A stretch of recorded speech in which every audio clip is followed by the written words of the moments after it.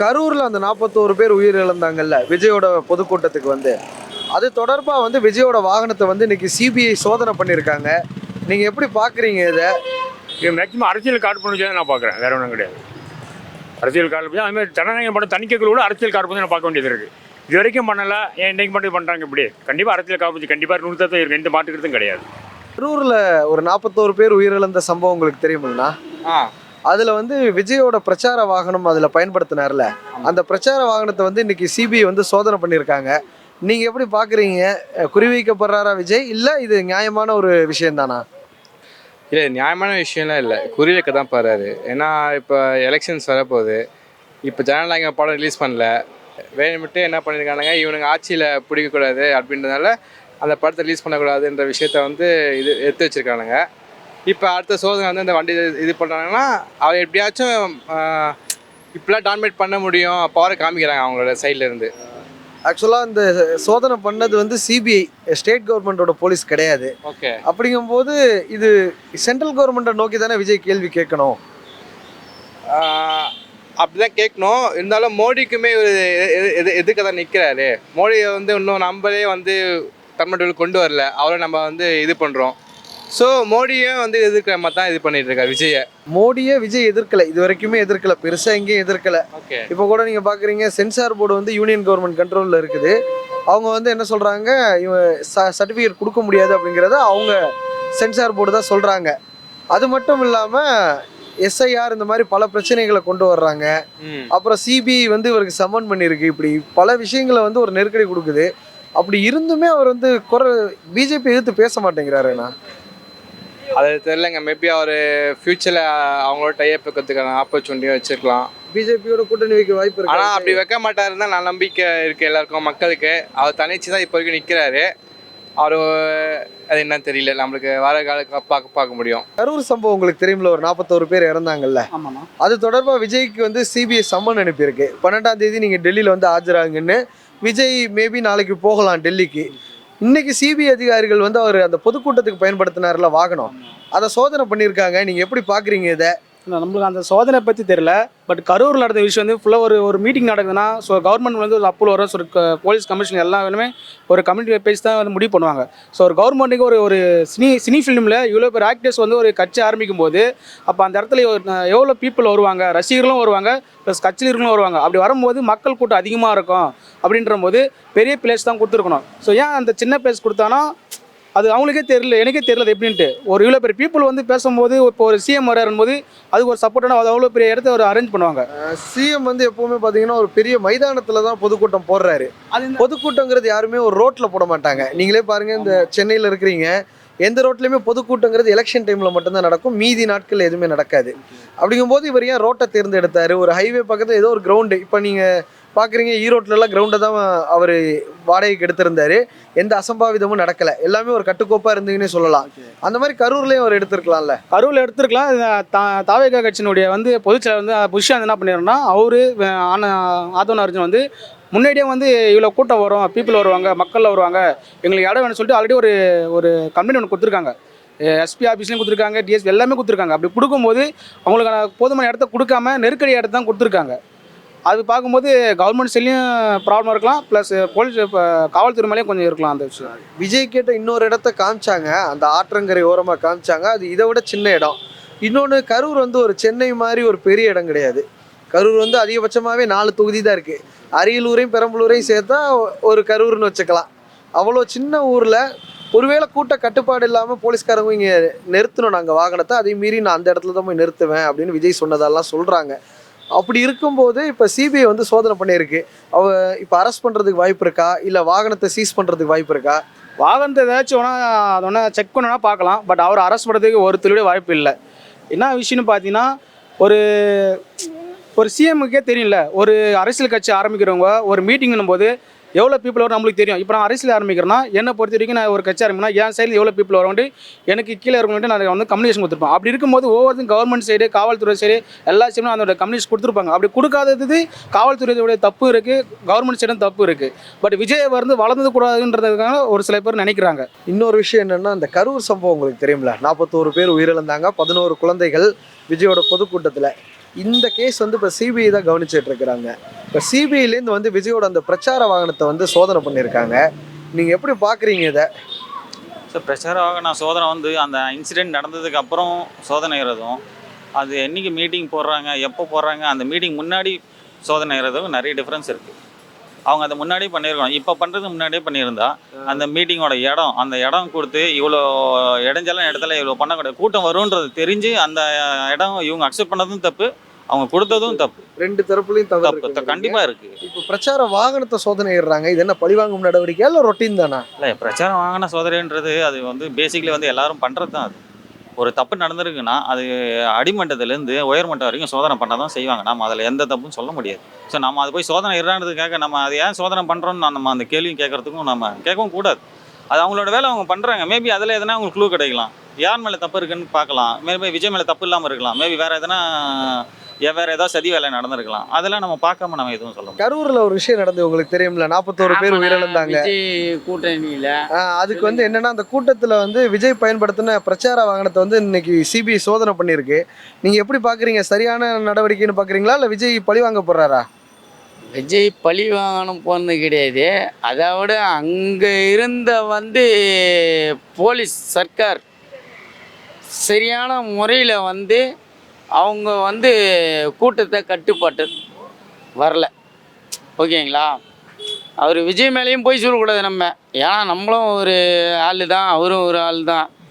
அதனால அவர் மேலே நம்ம பொய் சொல்லி என்னடா இது மற்ற கட்சிக்காரெல்லாம் நம்ம மேலே பொய் சொல்கிறானே அப்படின்னு பேசக்கூடாது. முதல் மெயின் என்னன்னா, இவர் முதல்ல சர்க்கார்கிட்ட எனக்கு இந்த பந்தோஸ்து கொடு, மக்களை இந்த மாதிரி கூட்டணி அதிகமாக நெரிசல் இருக்கக்கூடாது, அதுக்கு பந்தோஸ்து கொடுக்கணும் அப்படின்னு செயல்படணும். காவல்துறையோட ஒழுங்காக அவர் கலந்தாலோசனை பண்ணி கூட்டத்தை கட்டுப்படுத்துறதுக்கு முயற்சி எடுத்திருக்கணும்.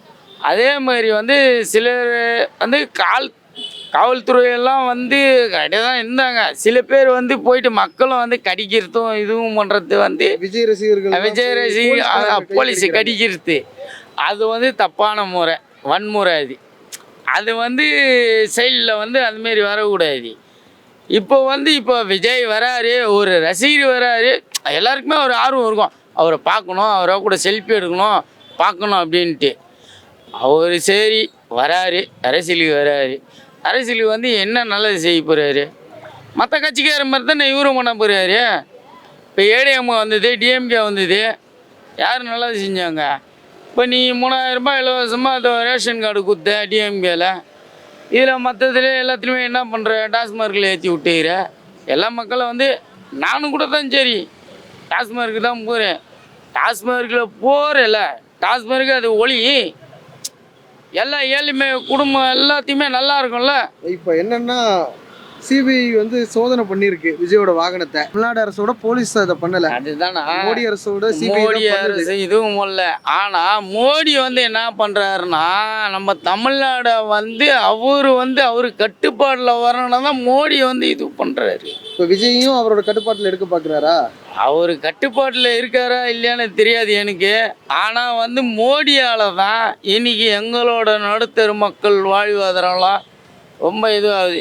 இப்போ ஓலா ஊபர்லாம் யார் கேட்டா, ஃப்ரீ பஸ் யார் கேட்டா, இப்போ இன்றைக்கி எனக்கு படிக்க தெரியாது, எனக்கு அந்த மேப் பார்த்து ஓட்ட தெரியாது. அதே மாதிரி அந்த பின்கோடு இதெல்லாம் கேட்குறாங்க, அதெல்லாம் எனக்கு தெரியாது. அந்த மாதிரி படிக்காத மக்கள் உங்களால் நாங்கள் எவ்வளோ பாதிக்கப்படுறோம், ஆட்டோ டிரைவர் மக்கள் எவ்வளோ பாதிக்கப்படுறோம். அது நீங்கள் இந்த அரசாங்கம் இப்போ ஆட்சியில் உள்ளக்கிற அரசாங்கம் யாருன்னா பார்க்குறீங்களா? பார்க்குறாங்களா? நன்றி. பார்க்க மாட்டேன்றாங்க. கரூரில் ஒரு சம்பவம் நடந்ததுல ஒரு 41 பேர் விஜயோட பிரச்சாரத்தில் இறந்தாங்கல்ல, இது தொடர்பான கேஸ் சிபிஐ பார்த்துட்டு இருக்காங்க. இதுக்காக விஜய் பயன்படுத்தி அந்த வாகனத்தை சோதனை பண்ணுறாங்க. இது பழிவாங்குற நடவடிக்கையா இல்லை வழக்கமாக நடக்கிற ஒரு நடைமுறை தானே? வழக்கமாக நடக்கிறது தானே. இப்போ இந்த வண்டியில் ஏதோ பிரச்சனை நடக்குது, இந்த இடத்துல உட்காந்து நான் பேசுகிறேன்னா என் வண்டி செக் பண்ண மாட்டாங்களா? செக் பண்ணுவாங்க, தப்பு இல்லை. திட்டமிட்டு விஜயை பழி வாங்குறாங்கன்னு தாவேக்கா கட்சிக்காரங்களாம் சொல்கிறாங்க. அப்படி தான் சொல்லுவாங்க, வேறு வழி ஏதாவது ஒன்று சொல்லி ஆகணும்ல. இப்போ அவங்க சைக்கிள் இருக்குது, சைக்கிளில் போயிட்டுருக்காங்க, இல்லை பைக் வச்சுருக்காங்க, இல்லை கார் வச்சுருக்காங்க, போயிட்டுருக்காங்க. போகிற வழியில் ஏதாவது ஒரு அசம்பாவிதம் நடக்குது, அப்போ அந்த காரை செக் பண்ண மாட்டாங்களா? அதுக்கு எதுக்கு பழி வாங்கணும்? பழி வாங்குறதுக்கு சிபிஐயா இவங்கள்ட்ட ஒப்படைச்சிருக்காங்க. அது மத்திய கவர்மெண்ட்டில் இருக்குது. இவங்க ஒன்றும் பண்ணலையே. தமிழ்நாடு கவர்மெண்ட்டு கொடுத்துருக்காங்க. அவங்க கொடுத்தது சரியில்லைன்னு சொல்லி தான் அவங்க சிபிஐ அமைச்சிருக்காங்க. சிபிஐ அமைச்சிருக்கும்போது சிபிஐ என்ன முடிவு எடுக்கிறாங்களோ அதுதான். அவங்க எல்லாம் புள்ளி விவரமாக கண்டு பார்த்து செஞ்சு தான் ஒரு முடிவை சொல்லணும். டக்குன்னு சொல்ல முடியுமா என்ன? கரூரில் ஒரு சம்பவம் நடந்தது இல்லை, 41 பேர், அதாவது 11 குழந்தைகள் உட்பட 41 பேர் உயிரிழந்தாங்கல்ல. இது தொடர்பான வழக்கை வந்து சிபிஐ தான் இப்போ விசாரிச்சுட்டு வர்றாங்க. தாவேகா தரப்புலேருந்து தான் அந்த விசாரணையை கேட்டாங்க. இப்போ சிபிஐ வந்து அந்த விசாரணையை பண்ணிட்டு இருக்காங்க. ஒரு சைடு வந்து டெல்லியில் வந்து 12ஆம் தேதி நீங்கள் ஆஜராகுங்கன்னு ஒரு சம்மன் கொடுத்துட்டாங்க விஜய்க்கு. இன்னொரு பக்கம் வந்து அவர் பயன்படுத்தின அந்த பிரச்சார வாகனத்தை வந்து இன்றைக்கி சோதனை பண்ணியிருக்காங்க மத்திய தடயவியல் குழு வந்து. நீங்கள் எப்படி பார்க்குறீங்க? இது ஒரு வழக்கமான நடைமுறையா இல்லை திட்டமிட்டு பழி வாங்கக்கூடிய செயலா? திட்டமிட்டு இல்லை சார். இது வந்து எப்படின்னா, அவர் அப்பயே வந்து இந்த 41 உயிருக்கு வந்து அந்த டைமிங் அவர் போட்டிருந்தாருன்னா இந்த உயிருக்கு பாதிப்பே இல்லை. ஓகேங்களா? அந்த டைமிங் அவர் போட்டிருந்தா உயிருக்கு பாதிப்பே கிடையாது. அவர் இப்போ சொன்ன டைம் வேறு, அவர் வந்த டைம் வேறு. மத்தியானம் வரேன்னு ஓகேங்களா? அதனால் வந்து அவர் வந்து இந்த டைம் லேட்டாக வந்ததுனால இந்த மாதிரி உயிருக்கு பாதிப்பு. அது இல்லாமல் குழந்தைங்க சின்ன பசங்க அதெல்லாம் எதுக்கு கூட்டின்னு வரணும் சொல்லுங்கள்? வந்தால் பெரியவங்க யாரும் வரணும், குழந்தைங்களாம் எதுக்கு கூட்டின்னு வரணும்? அது யார் மேலே தப்பு? நீங்களே சொல்லுங்கள். அது வந்து சும்மா இவங்க தான் திட்டமிட்டு பண்ணாங்க, அதெல்லாம் ரொம்ப பொய் சார். அது யாரும் நாங்கள் ஒத்துக்கவே மாட்டோம். ஸ்டேட் கவர்மெண்ட் மேலே பழி போடுறதெல்லாம் பொய்ன்னு சொல்கிறீங்களா? உண்மையாக பொய் தான் அவர். ஓகேங்களா? அவர் பண்ணதெல்லாம் ரொம்ப தப்பு அது. ஓகேங்களா? ஆனால் மிகப்பெரிய என்னன்னா, அவர் அந்த டைமிங்க்கு வந்திருந்தாருன்னா இந்த பாதிப்பே இருந்திருக்காது. அந்த டைமிங் விட்டு கொஞ்சம் லேட்டாக வந்துட்டனால இந்த பாதிப்பு. கரூர் சம்பவம் வந்து உங்களுக்கு தெரிஞ்சிருக்கும். ஒரு 41 பேர், 11 குழந்தைகள் உட்பட 41 பேர் இறந்தாங்க. இந்த சம்பவத்தில் வந்து சிபிஐ விசாரணை வேணும்னு தாவேகா தரப்புலேருந்து உச்சநீதிமன்றத்தில் கேஸ் போட்டு இப்போ சிபிஐ வசம் அந்த கேஸ் இருக்குது. அவங்க வந்து விஜய் 12ஆம் தேதி வந்து நீ டெல்லியில் ஆஜராகுப்பான்னு சொல்லிட்டாங்க. இது மட்டும் இல்லாமல் நீ பிரச்சாரத்துக்கு பயன்படுத்தின வாகனத்தை காமி, அதை நாங்கள் சோதனை பண்ணணும்னு சொல்லி மத்திய தடயவியல் குழு கூட்டிகிட்டு வந்து இன்றைக்கி சோதனை பண்ணியிருக்காங்க. நீங்கள் எப்படி பார்க்குறீங்க? விஜய் பழிவாங்கப்படுறாரா இல்லை நியாயமான விசாரணை தானா? சார் வந்து ஏற்கனவே தொடர்தான் சென்னை சிபிஐ விசாரணை கேட்டது அவங்க தான் கேட்டிருந்தாங்க. விசாரணை பண்ணுறாங்க கரெக்டாக சரியான அதாவது நடந்ததை கேட்குறாங்க சொல்கிறாங்க. ஏற்கனவே முஸ்லி ஆனந்து இவங்களும் உள்ள கூட்டு விசாரிச்சப்போ பார்த்தாங்க. இப்போ தலைவர் வந்து கேட்குறாங்க என்ன ஆச்சுன்னு சரி பார்க்கணும் செய்வாங்க. எந்த யாராக இருந்தாலும் நடக்குது, நடைமுறை தான் அது. நடைமுறையில் பண்ணுறாங்க.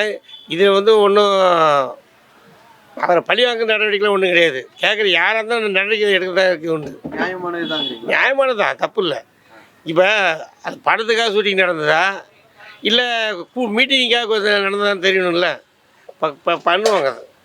ஜனநாயக படத்துலேயே அந்த படத்தில் கூட அந்த ஷூட்டிங் ஜனங்க கலவரம் தெரிய தான் செய்யுது. கரூரில் வந்து ஒரு சம்பவம் நடந்தது. 41 பேர் வந்து, அதாவது 11 குழந்தைகள் உட்பட 41 பேர் வந்து விஜயோட பொதுக்கூட்டத்தில் வந்து இறந்தாங்க. இதுக்கு வந்து சிபிஐ விசாரணை வேணும்னு தாவேகா தரப்புலேருந்து கேட்டாங்க. சிபிஐ வந்து டெல்லியில் வந்து நீ 12ஆம் தேதி ஆஜராக அப்படின்னு சொல்லி சம்மன் அனுப்பிட்டாங்க நடிகர் விஜய் அவர்களுக்கு. அது மட்டும் இல்லாமல் அவரோட வாகனத்தை, பிரச்சாரத்துக்கு பயன்படுத்தின வாகனத்தை இன்னைக்கு சோதனை பண்ணியிருக்காங்க தடயவியல் குழு. நீங்கள் எப்படி பார்க்குறீங்க? விஜய் பழிவாங்கப்படுறாரா? அவர் தானே மாநில சர்க்கார் ஒரு குழு அமைச்சது விசாரணை பண்ணுறது. இந்த விசாரணை குழுவில் எனக்கு நம்பிக்கை இல்லை, எனக்கு சிபிஐ விசாரணை தான் தேவைன்னு சொல்லி அவர் தான் போனார். உப்பை துண்ணாமல் தண்ணி குடிக்கணும். அதனால் அவர் போகிறது இது ஒன்று அரசியல் பழிவாங்க மாதிரி தெரியல. அவர் பண்ணதுக்கு அவர் தானே பதில் சொல்லி ஆகணும். அதனால சிபிஐ விசாரணை கேட்குறாங்க. அதுக்கு என்ன கேட்குறாங்களோ பதில் சொல்ல வேண்டியதானே. அது அவருடைய தார்மீக கடமை இல்லை. அதில் ஒன்றும் அது தப்பு கிடையாது. ஆனால் கரூரில் வந்து ஒரு சம்பவம் நடந்துச்சுல்ல, விஜயோட பொதுக்கூட்டத்தில் வேலுசாமிபுரத்தில் வந்து ஒரு 41 பேர் வந்து இறந்தாங்க. இது தொடர்பாக சிபிஐ விசாரணை வேணும்னு தாவேகா தரப்பில் கேட்டிருந்தாங்க. இதுக்காக வந்து சிபிஐ வந்து உங்களை விசாரணை பண்ணணும்னு நீங்கள் 12ஆம் தேதி டெல்லிக்கு வாங்கன்னு சொல்லிருச்சு, சம்மன் அனுப்பிட்டாங்க. இன்னொரு பக்கம் வந்து அந்த வாகனத்தை வந்து சோதனை பண்ணிட்டு இருக்கிறாங்க தடயவியல் குழுவை வச்சு. நீங்கள் எப்படி பார்க்குறீங்க? விஜய் வந்து பழிவாங்கப்படுறாரா? இல்லையே, பழிவாங்கப்படலையே. மாநில அரசு விசாரணை வச்சதை அதில் குற்றம் செய்வாங்க, எனக்கு எதிராக செயல்படாமல் சொல்லி தானே இவர் தானே கேட்டார் சிபிஐ விசாரணை வேணும்னு. அப்புறம் எப்படி அதை போய் குற்றம் சொல்லுவார்? அப்புறம் சிபிஐ விசாரணை இவரே கேட்டுட்டு அப்புறம் அவர் வாகனத்தை சோதனை பண்ணக்கூடாது, அவங்க கட்சிக்காரன் கூட்டு கேள்வி கேட்கக்கூடாது, இவரை கூட்டு கேள்வி கேட்கக்கூடாதுன்னா சிபிஐ நான் இது பண்ணிக்கிட்டு இருக்குமா? இவர் தானே கேட்டார். சொல்லுங்கள், மாநில அரசு விசாரணை தப்பாக இருக்கும்னு சொல்லி தானே சிபிஐ விசாரணை கேட்டார். அப்புறம் ஏன் பயப்படுற? அப்புறம் எப்படி பழி வாங்குற சொல்கிற? சந்திச்சு பாரு. உண்மை இருந்தால் உண்மையாக இருந்தால் உண்மை இருக்கட்டும். மாநில அரசு குற்றவாளியாக இருந்தால் மாநில அரசு குற்றவாளி வரட்டும் இல்லையா? அவர் எதிர்கொள்ளணுங்க. எதிர்கொள்ளணுங்க. அவர் தானே கேட்டார்.